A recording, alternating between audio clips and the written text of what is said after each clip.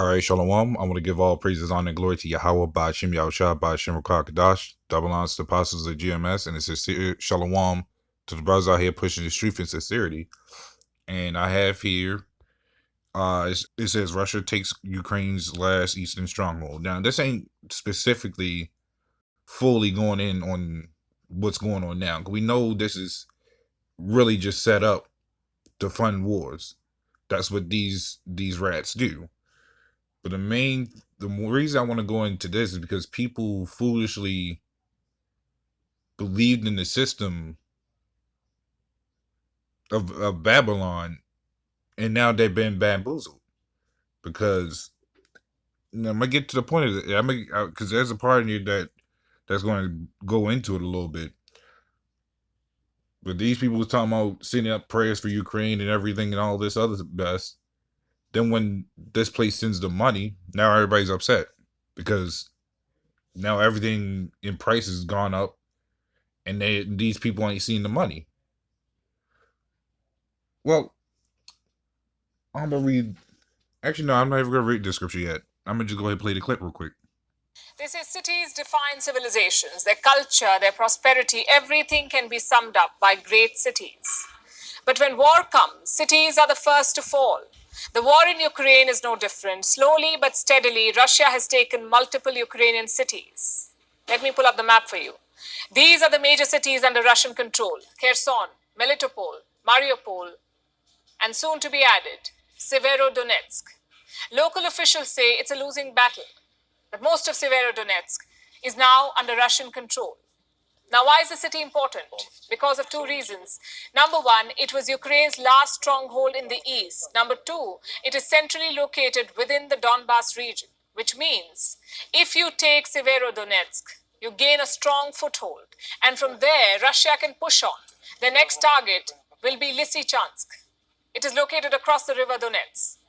And if both these cities fall, Russia will have full control of the Luhansk region. President Volodymyr Zelensky himself admitted that this is a do-or-die battle. 10 років тому наш Донець. This is a very fierce battle, a very difficult one, probably one of the most difficult during this war. I am grateful to everyone who is defending this direction. In many ways, the fate of our Donbass is being decided there. Людей, тисячі життів.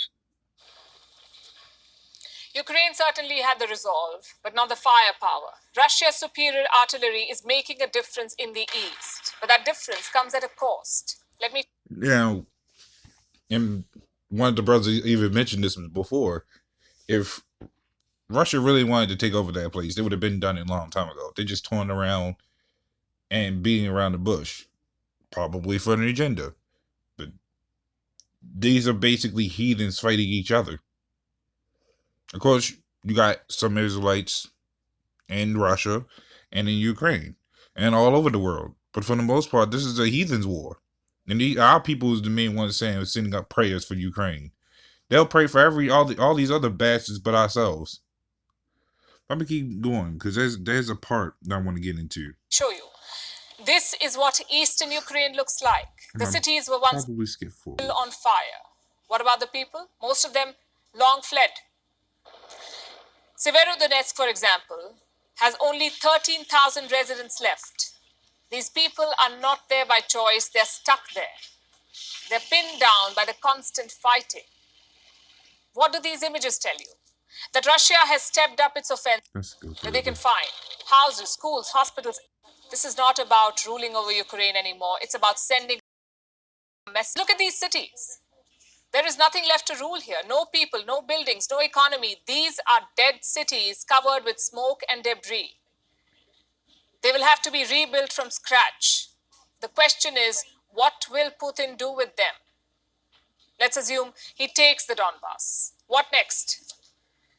Will he let the breakaway republics govern, or will he add this territory to Russia? A lot depends on Ukraine's reaction. President Zelensky has two options here. He can either sacrifice the eastern territory, or he can fight for it. Zelensky did say that he was open to talks over the Donbass, but time is running out. If Russia captures more land, they will play hardball. It's always like that. Advantage on the battlefield is advantage at the negotiating table. So what is... And that part that's not the part I wanted to get, but that part in itself, that's how Babylon plays. That's how America plays. They go over, destroy, and take advantage of the battlefield or the territory, and they talk so-called in negotiations, and then they set up them so-called treaties that America breaks every single one of them. And then, and funny enough, you see the whole debris and all that. This is how Babylon, when this place burned, and that's going to jump in a little bit of the topic, but when this place burned, it's going to look far worse than this, because Babylon deserves the biggest nukes hitting this place. But to get back on topic, that Babylon or America pretty much likes to, and still will do it, it still does it, where they try to put on sanctions on other countries and for their territory. For their territory, mind you. This is no different, but that's how, quote unquote, these wars work. As she says, it's always been like that as far as how this has been going on.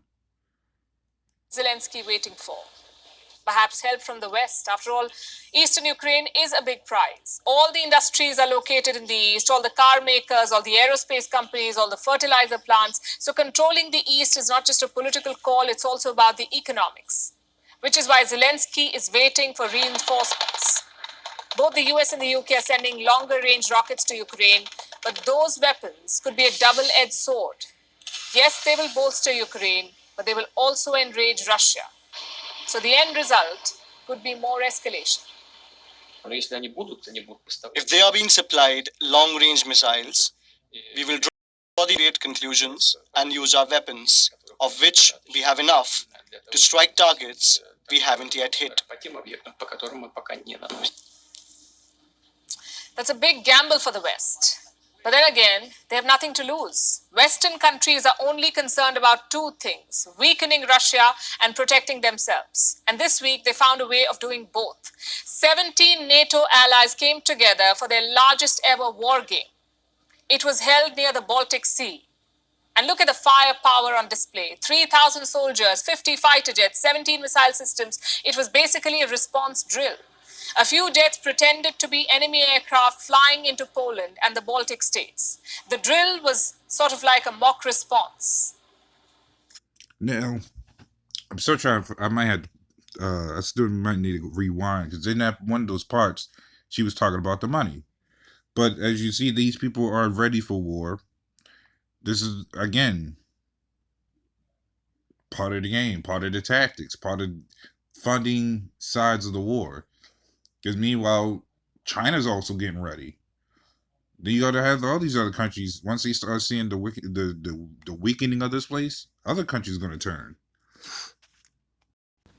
So it's still like I couldn't find which part it was, but all this money that the U.S. was sending to Ukraine, and all the weapons that the UK was sending to Ukraine, is ending up in Russia's hands.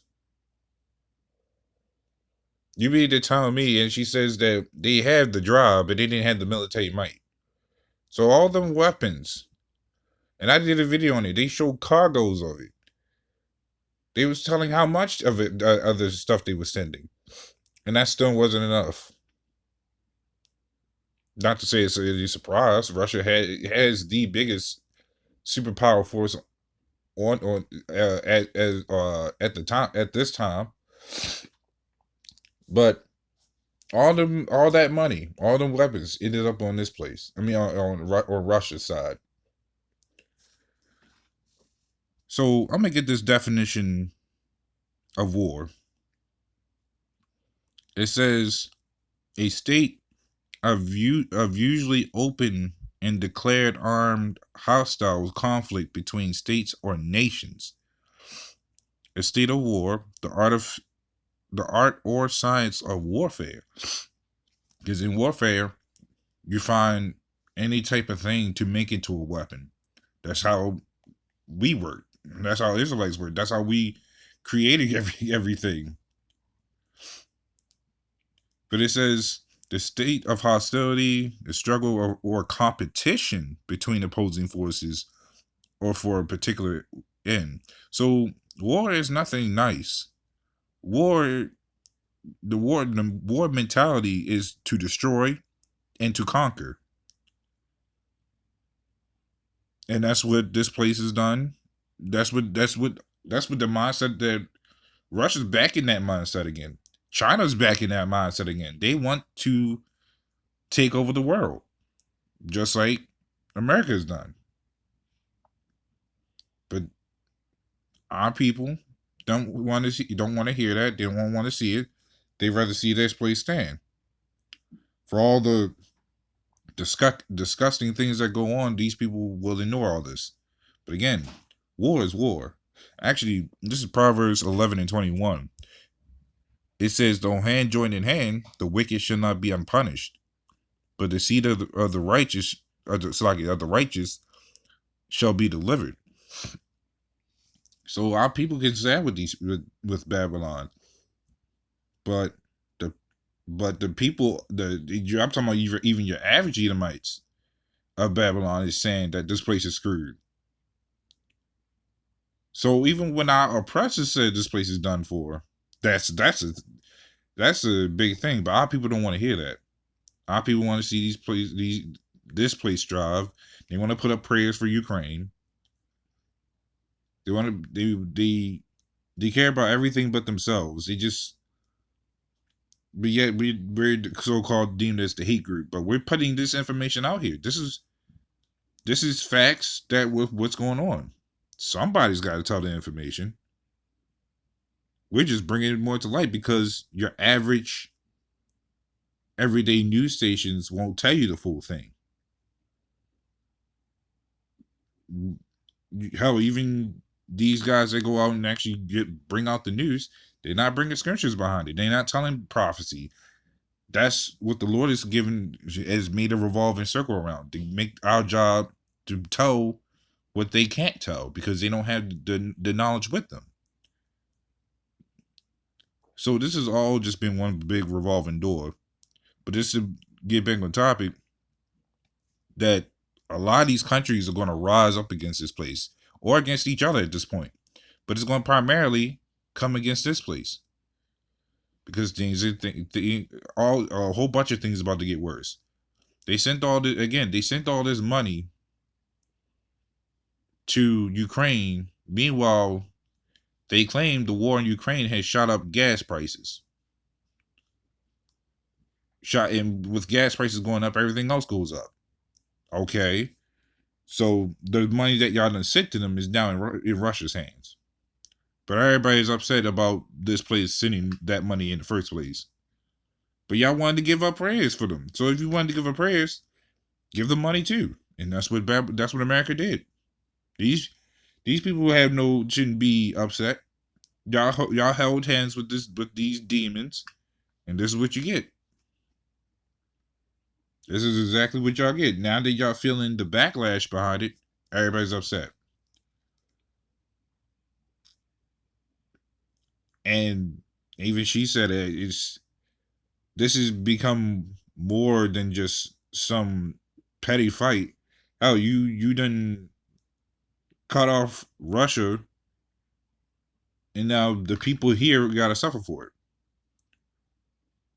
And now all over the world, there's for some reason this whole war in Ukraine did not only just affect America, it affected the entire world. Because now food prices primarily is shot up all over the world. That's what people's having riots about. But this is what people want to save. People want to save America. They say screw the other countries. Put up prayers for Ukraine. But this is what you get. This is Jeremiah 50:1.